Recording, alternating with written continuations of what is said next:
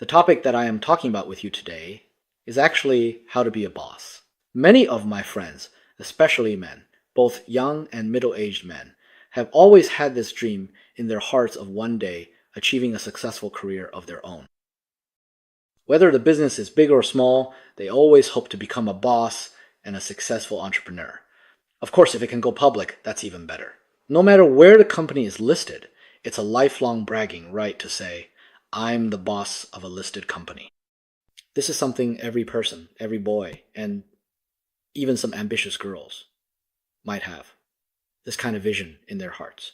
So how do you realize this vision? Today, we'll use my own life experiences to talk with you about my insights on this. Without further ado, let's get straight to the point. The first point is how to be a boss, how to make big money, and how to cultivate your own excellent leadership skills. First, if a man wants to forge himself, he needs to be clear about what leadership ability actually is. Don't go listening to that chicken soup for the soul from those successful people. They're all losers. If they were successful, would they need to stand there talking? Right? Except for me, of course. I'm just here talking because I've got nothing better to do. Those guys have been standing there selling videos since they were kids. That's not it.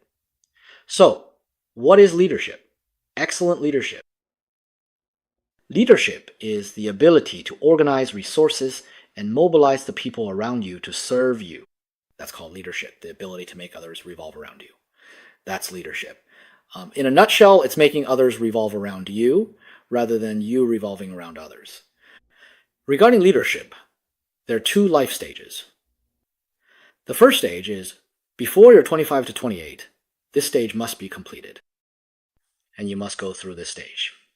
The first stage is called the maximizing your value of being used stage. I'm talking about children of ordinary people, those with no family background, but who have a good brain for exams, a very high IQ, and went to a good university. Before you're 28 or 30, 25, if you're fast, 28 if you're slow, after 30 there's no hope. You must complete this first stage of life called maximizing your value of being used. In this stage, if anyone calls you as long as they're your elder, have more resources than you, or even if they're your peer and asks you to organize something or help with something using your resources, don't say no. Don't think about losing out or what they'll give you. Don't think about those things. Just do it. This is called maximizing your value of being used, because you are clearly being used. Because you have no resources. Your only resource is being used. Being used by others is the only value in your life. So, through being used time and time again, you get the chance to participate in circles you couldn't reach before. In these social circles, whether it's a business dinner, a night out drinking, or a conference on a business trip, being in these circles allows you to meet people you otherwise wouldn't know. It's like playing a massive NPC game. You enter a new environment, talk to different people, and once you know them, the threads of resources start coming together in your hands. This is what I call the first stage of success in life, the stage of maximizing your utility to others. But you might ask, La Wang, why are there two stages, and why must this stage be completed before age 30? Because if you're always just collecting threads and never actually weave them into a real network, your life will essentially remain stuck at the level you reached at age 30. Many of my viewers now, perhaps in their 40s or 50s, haven't managed to build a successful business. Even though they started around age 30, they still haven't surpassed that initial threshold. Why is that? It's because you're stuck in that cycle of maximizing your utility to others from your 30s. By 30, a man's beard starts to coarsen.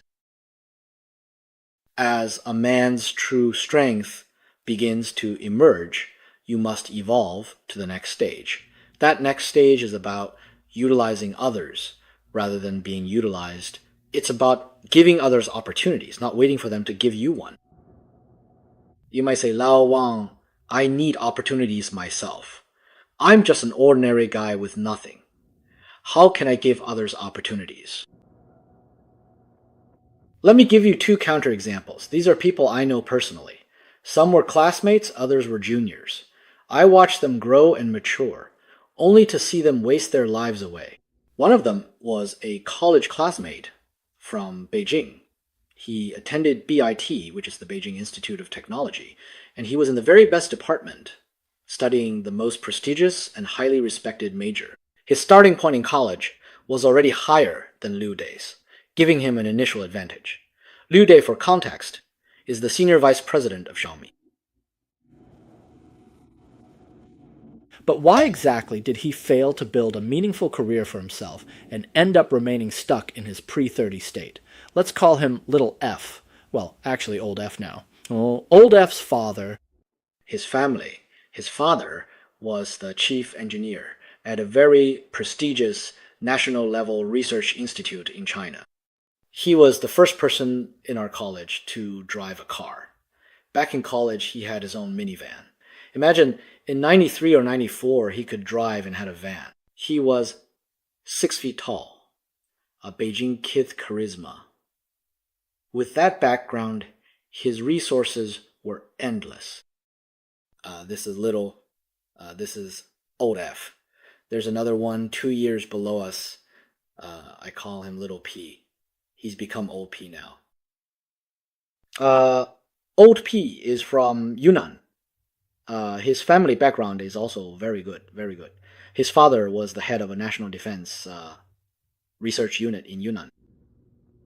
So sent to a school like BIT, one of the 7 sons of national defense, you can imagine the family and university resources were fully integrated. His father could give research projects to the university, so his son smoothly stayed in Beijing. He smoothly stayed at the school and became a university professor. Now, as everyone knows, about 20 years ago, when we graduated from university, in the late 90s, the early 21st century, which was 20 years ago, Chinese university professors could go into business. It wasn't considered a violation. It was legal business. You're a major university professor at an engineering school, young and promising, with a PhD, returned from the US, and became an associate professor. You weren't even 30 that year. And then your father is the boss of a large state-owned national defense research institution in a provincial capital. Think about how many resources you have concentrated in your hands. So the two examples I just mentioned, they're typical examples of early success. It's like being dealt a great hand. Not exactly a king bomb, but close. It's like 3 5s, 3 2s, 3 kings. That's the kind of starting hand they had. Now, compared to us ordinary folks, we're dealt a bunch of small random cards. We have to scrape together sets. Before the age of 30, they were leading all the... So why are they limited at 30? Unable to move from the first stage of maximizing their utility value and having their resources organized by others to leaping up and organizing others' resources. They get stuck at this hurdle. This hurdle is like the carp leaping over the dragon gate. If you can't get over it, you can't succeed. What does this hurdle mean? This hurdle is that when you're young, or after you've completed the stage of maximizing your utility value at 28, the more resources you have in your hands, the fewer opportunities you have. Do you understand? I didn't say it backwards. It's a paradox. That is, the more complete your starting stats are, the fewer resources you have. Why? Because you're about to make a leap. The process of leaping is a process of focusing. Before 30, you gather resources. If you don't have them, you gather them, maximizing your utility value. In fact, gathering resources is like fishing. You use a big net to cast as wide as possible to find these resources. But children from families with very powerful parents are born with this net. So they'll be 5 years ahead of that 30-year mark. At 25, they've already spread this net, and social resources are all concentrated in. At this point, you must remember to start closing the net. If you don't, Your life will always be in that state of casting the net, and it'll stay that way until you retire at 60.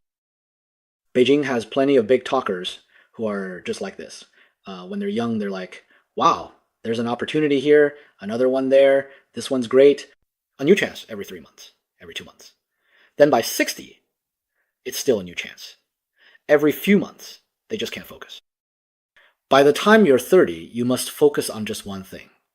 The saying, standing firm at 30, is very accurate. Take me, born in 1975. My 30th year was 2005.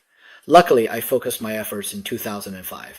Actually, even before 2004, I had already focused. Now, if you can't focus, you'll just end up wasting your years away. This focus isn't about picking an industry, like saying, I'll focus on new energy. That's not what I mean by focusing. Or like focusing on finance, or bankruptcy restructuring, or IPOs. That's still not real focus. Real focus means focusing on one specific thing. Before you turn 30, you must take all your early resources you've gathered or inherited, or even resources you've utilized, and focus them all on one thing. It's the same for men and women. You might say, Old Wang, women don't need to do that. Women are hunting men, while men are hunting listed companies. Do you understand? If a man is hunting companies, he must focus on one thing before 30. A woman must focus on one person before 30, ideally by 25. Isn't it the same logic? You have to settle on one man. You can't be 30 years old and still dating 10 guys at once. Do you think you're 18? In that case, just as a woman wastes her youth and beauty once that freshness is gone, a man wastes his career in the same way once his professional prime is past. So, when you're young, your base attributes are important, but they aren't everything. By maximizing their utility value, a young person from a humble background who's well educated and has a sharp mind, entering society at 18 or 20, those 10 years before 30 are enough for them to change and build up their initial base attributes. Reaching a level that's close to or comparable to the starting point of those who have maxed out attributes. At least there's no massive gap anymore. Of course, if you're comparing yourself to the elite, then forget it. That's just being difficult. It's like humans living with whales. The whale grows up to be an orca, and you're just a troll. I'm talking about the usual high level, like the son of a research institute director or the daughter of a state-owned enterprise chairman, people at that level. Before you turn 30, you can build up a similar level of networking and relationship resources as they have. That is, if you're smart and know how to maximize your utility value. So, what does it mean to concentrate resources? What does it mean to focus your life's energy on just one thing? Let me use myself as an example, and use George Soros as an example. Back in 2004, I published a not 2004, it was 2005. That year, I published a paper in New Fortune magazine. It was over 20,000 words, titled Morgan Stanley's Financial Hunt for Menu. That paper changed New Gensheng's life. He used to brag on CCTV's dialogue, but after that, he became very low-key, eventually donated everything, and then he just left. Now he's actually my neighbor. Anyway, that article was published in 2005, when I was 30 years old.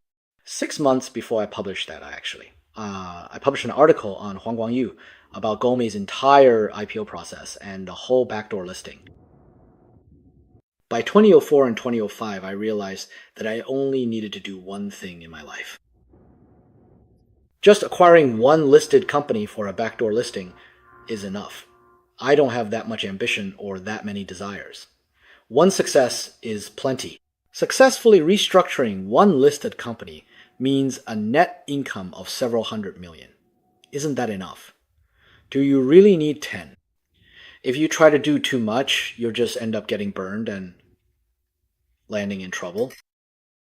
Because if your capacity isn't big enough, you can't handle it. So In 2005, I decided I'd never do media interviews or give lectures again. Why? Because I knew the art of dragon slaying and I'd finally found a dragon. Why would I teach others how to slay it while never seeing one myself? Since I've caught the dragon and I know how to slay it, wouldn't it be better to just slay it and enjoy the rewards myself? Why would I teach others to slay the dragon? That would be crazy. I teach them and they give me a few pennies. If I kill the dragon and roast it, it's amazing. I'd reach the top instantly. I'd have a feast. Wait, a feast means getting eaten by the dragon, right? You get the point, brothers. So you need to understand that when you have too many resources, your mind enters a state of intoxication. Some of my friends are still in that state, feeling like life is full of endless hope. They think everything is a damn opportunity, so many they can't even handle it, but that's like an addiction.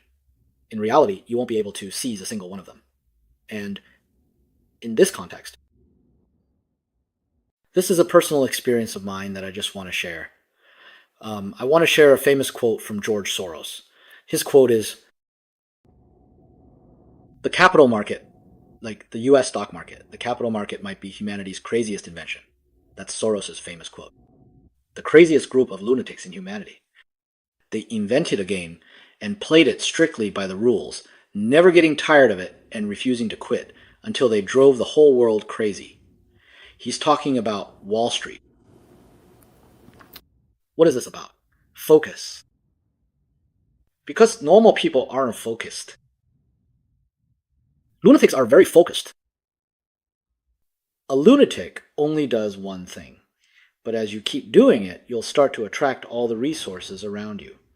This answers the toughest question my audience was just asking themselves. I can explain the truth in one sentence, you hear?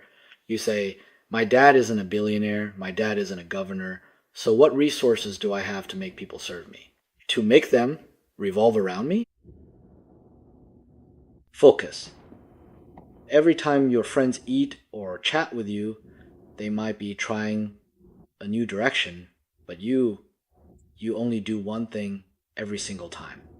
You make progress every time. Even if it's the least exciting compared to your friends, you're still moving forward, one step at a time. Eventually, these people will be like vines, like climbing plants, wrapping themselves around your trunk, relying on you to move forward. You become a vortex, and you're at the center. You don't need to follow any trends because you're the one creating them. Even if your parents are nobodies, you can still gather resources around you. If you stick with it for 10 years, you'll definitely make it happen. No matter the industry, give it 10 years and you'll definitely succeed. Listed company. I won't say the main board, but you can definitely make it onto the second board. Exactly, right? It's persistence that turns you into a Super Saiyan. Look at Dragon Ball. It's a simple kids show, but it holds deep truths. Why does Goku keep getting better? Because he doesn't think about anything else. He doesn't do anything else. He's not out chasing girls or building machines. He does one thing. He fights. He finds stronger opponents and fights. If he's beaten, he eats a senzu bean, recovers, and fights again. That's all he does. And that's how he becomes the strongest in the universe. Do you understand? By the time you're 30, if you're still holding a bunch of loose ends, well, when you're 20, having lots of loose ends is cool because other kids don't have any. But by 30, if you're still all loose ends and every time you meet someone you're pitching a new one, it only proves one thing. You have no ability to weave a net. You're just holding a handful of loose threads. Your life is bound to be a failure. Of course, I mean failure from a worldly perspective. You know, if we're talking about making money or building a big career, then you're definitely failing. Because you haven't cleared that essential hurdle of being 30. You can't get over it. You're just grabbing a bunch of parts. You can't assemble a car, you see? The more parts you grab, the further you are from actually having a car. So, let me tell you all another crucial truth. It's about how you judge the people around you. Who's a boss who can achieve big things or someone worth following, and who's just a big talker. Most people might not be destined to be the boss, but you still need this. Judgment ability. Scan your surroundings. Say you see 5 people with potential. Who's a real boss and who isn't? Who's just a fraud? It's actually very simple. It's called the 3-month change theory. I've shared this with my longtime fans in previous videos. There must be change in 3 months. If you focus your energy on one thing, just one thing, that thing will definitely see a huge change after 3 months. Whether it works out or not will become clear within those 3 months. For instance, let's say we are starting a brand new energy car business, or maybe we are attempting a backdoor listing, or perhaps we are founding a company from scratch, gathering partners together for a collaborative project, or even opening up a restaurant, or even if we decided to go all the way to Dongguan to open a Prince Hotel, or even a brothel. There must be change in 3 months. If there's no change, if someone told you 3 months ago they were doing this, and 3 months later you meet and they're still saying the same thing, or something similar, starting over from zero again, they're a fraud. Don't waste your time. Just enjoy life instead. There must be a big change in 3 months. One step at a time. Even for the biggest projects, 3 sets of 3 months is a year, and things should be taking shape. Remember the 3-month change theory. Now you might say, "Old Wang, how do I get rich? You were so successful back then because the market was good, but the market is bad now." Wrong. Every era has its own opportunities. For ordinary people, this opportunity is definitely not about monetizing resources, because you don't have any. This opportunity lies in cross-industry breakthroughs. In an upward cycle, there are cross-industry breakthroughs in rising industries. In a downward cycle, there are cross-industry breakthroughs for the downward cycle. If you can't achieve a cross-industry breakthrough and just keep spinning your wheels in a single industry, you'll never beat those old-timers because they entered the field 10 or 20 years before you. How can you ever surpass them? So you must achieve a cross-industry move. Achieve a cross-industry dimensional reduction breakthrough. Open the industry barriers, take that dual vector foil, and smash it to pieces. Only then can you advance in life. Let me give you another example of how to go cross-industry and what that means. For instance, say I'm doing a restructuring for a listed company. I've studied the Meng-Nu case and the Gome case. I know how listed companies are restructured in Hong Kong. But if I'm doing a restructuring in the mainland, it doesn't have the same market environment as Hong Kong. And it lacks Hong Kong's financial standards. So how do you restructure Kulin? How do you restructure Guangming? I invested in 2 shell companies that no one else dared to touch. Kulin is in Harbin and Guangming is in Yichun. Think about who has come out of the capital markets in Harbin and Yichun. Who was with the Yichun Forestry Group? It was the people from the Guangming Group who built it up. The number 2 in China in our industry, his name was Xi Jikun. Wasn't the headquarters of Xi Jikun's Zhongji Group originally in Harbin? He started out working in Yichun. Do you think he never studied Chulin? Do you think he didn't have the money to acquire Guangming? Why didn't he do it? Why didn't Xi Jikun do it? Why did he take it over from me? Because he couldn't break through the barriers between the 2 industries. Even Xi Jikun couldn't achieve this dimensional breakthrough. Why is that? When I acquire these ST companies, I need to use the tax exemption policies from the split share structure reform for assets injected by major shareholders. This requires crossing the threshold into tax consulting. You might understand capital operations, but you might not understand tax consulting. And if you understand tax consulting, you might not understand capital operations. You're a tax specialist. You know the tax laws inside out. You know exactly when there's an exemption, like for the disabled or whatever. But you don't know why the split share structure reform is tax exempt. That's just one small cross-industry example. I won't even get into the multiple cross-industry moves later on. It would just make your head spin. You won't understand it. You won't be able to digest it. For example, why gold? Why not silver? Why not bronze? Why donate gold? Why not donate RMB? It's all cross-industry. Every time you cross industries, you can leave everyone behind, like overtaking a car, doing a 180-degree turn, a sharp curve. Hey, no matter how fast they are, it's useless because you've turned. Your track has shifted. Damn, the more they try to overtake you, the further they fall behind. By the time they circle back, they can only pay to take over your business. This is flexibility, breaking the fourth wall. Cross industry, it's very important. Understand? So when Evergrande went bankrupt a while ago, I told everyone which part of Evergrande's assets won't go bankrupt. And it's still making money. Actually, it was a small trial run, test of crossing industries. Is Qling red sausage from the Qling company? Yes, it is. Qling red sausage makes over 20 million in profit a year, even now. Those sausages sell out as soon as they're roasted. Before I came to Canada, I thought Qling red sausage was the best in the world. Only after coming here did I find out about Ukrainian red sausage. Holy crap, it's way better than Qling's, much better. That's the ancestor of Qling red sausage. So many people say, Old Wang, you just made it by riding on your parents' coattails. You're wrong. When I graduated from college, I didn't feel like going to grad school. I just couldn't stand it anymore. I couldn't stand studying. I had to follow that inner urge, that urge to enter society. That urge to start working, that was the call of destiny.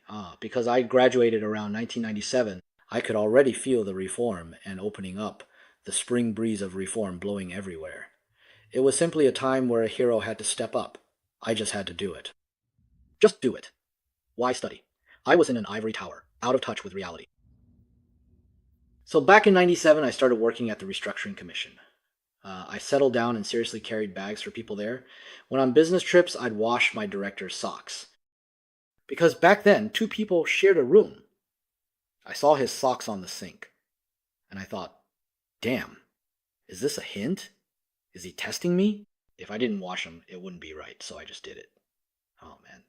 From then on, the director promoted me all the way. It was about maximizing my utility. Wherever there was an opportunity, he'd say, Little Wang, come with me. I got in touch with countless private enterprises, including those from Jiangsu, Zhejiang, and the Northeast. That's how I rose. I was very versatile, capable in any situation. There was no, oh man, I can't do this for you. None of that. Then in 99, I felt I'd learned enough. I resigned in 2000. Well, the socks didn't smell. Think about it. Who among us actually walked? A director at the National Restructuring Commission, whether traveling or on business, when the hell did he have to walk? It was all planes and cars. So it was just a gesture. But hey, doing that, damn, that was impressive. Man, that was just, he's such a brown noser. This little Wang is such a brown noser. So, back then, we had this kind of attitude toward learning. Why? Because I knew I came from an ordinary family and I didn't have those opportunities. If people didn't take me along, if those with resources didn't give me any or use me, I'd have nothing at all. So whenever they needed to print contracts or draft official documents, the work I produced was actually better looking than what came out of the general office. Why? Why the word earnest? I didn't think too much about what resources I could trade for. Back then, think about it, I was only 21 or 22. How could I have had such a clever mind? At that time, there was another guy from BIT at the National Restructuring Commission. His name was Huang, a Beijinger. He was 5 years older than us, from Department 5, which is electronic engineering. Surname Huang, named Huang Jian or Huang Yong, just a guy named Huang. He was like an older brother to me. Ooh. He was also in our division on a temporary assignment. He said he was hired from outside, having spent a few more years in the real world. He asked me directly, "Little Wang, are you our division chief's dog?" I said, "What do you mean by that?" He said, "Why are you working so hard all day? Your salary is only 800 yuan. I was making over 800 a month. Is it worth it for 800 yuan a month?" Then, two young women in our division about my age were there, giggling behind their hands. The implication was that Big Brother Huang was the wise one. This little Wang was just the chief's dog, doing everything the chief asked to the absolute extreme, all for just 800 yuan a month. So stupid. No future. I looked at him sternly and said, "I don't know what I'll get out of this, but I'm doing right by myself. Since I'm here, taking this salary and holding this position, whether it's the tasks he gives me or the projects I work on, I will definitely do them to the best of my ability. I'm not doing it for 800 yuan. I'm doing it for myself. I'm doing right by my own brain." I said, "I don't know how much you've accomplished." He had come back from Japan. Otherwise, the commission wouldn't have hired him. I said, "I don't know what you've achieved, but if you're lazy and slippery like this, one way when the boss is around and slacking off the moment he leaves, you'll never amount to anything in your life." Back then, I'd been out of college for less than a year, and I dared to shut down my senior like that. I left him completely speechless.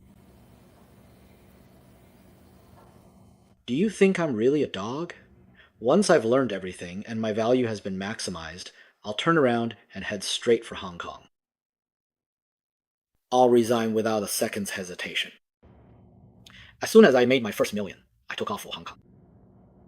I went to work for Li Guoling. Why? Because that's where the capital market is. I had to go.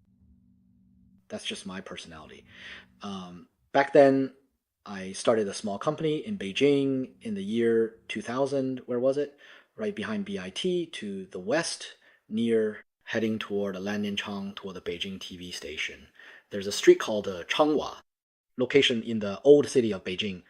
It's called Changhua. Is that a proper place? Proper places are all by the Imperial City Wall. They're all called things like Luo Guxiang. My place was something else. It was called Changhua. Changhua Village. I rented a space in Changhua Village in one of those home-in types, like a 3-star or 2-star. Little hotel, a small restaurant, or guest house, converted into a business office building. I rented a room in there. I forget how much it was, but it was very cheap. It was even cheaper than renting a one-bedroom apartment.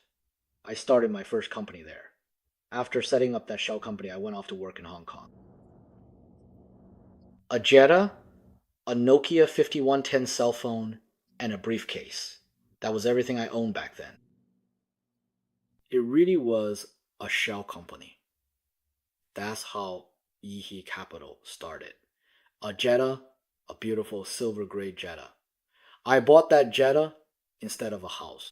When I left the Reform Commission, there was an old director from the Planning Commission, a lady from Wenzhou. She had a 2-bedroom apartment in the Shuangwu district of southern Beijing, somewhere inside the Second Ring Road. It was in one of those old 4-story buildings, apartments, or what we used to call dormitories. Basically one stairwell for 4 floors, with 3 units per floor. She offered me that 2-bedroom for 100,000 yuan. She started at 120,000, then said, "Xiao Wang, if you want it, I'll give it to you for 100,000. I didn't buy it. I didn't have much money then, and if I bought the house, I couldn't afford the Jetta. I spent 139,000 on that Jetta. So I missed out on that house, but my career took off from there. Because once you have a car, when people want to meet, say, friends from Hong Kong or Taiwan visit, and they call you up, "Xiao Wang, where are you? We're staying at, say, the CTS Tower. Can you come over? If you don't have a car, you're screwed." You'd say, wait, I'll take the bus and be there in 4 hours. Forget it, the opportunity would be long gone. With a car, it's, I'll be right there. See you in the lobby cafe in 20 minutes. That's how the business grew, bit by bit. That was early on. I was definitely ahead of my time. In the year 2000, the person I was negotiating with was Justin Wang. Justin Wang. His grandfather was Wang Zhen. He had just returned from LA, the same age as me, born in 1975.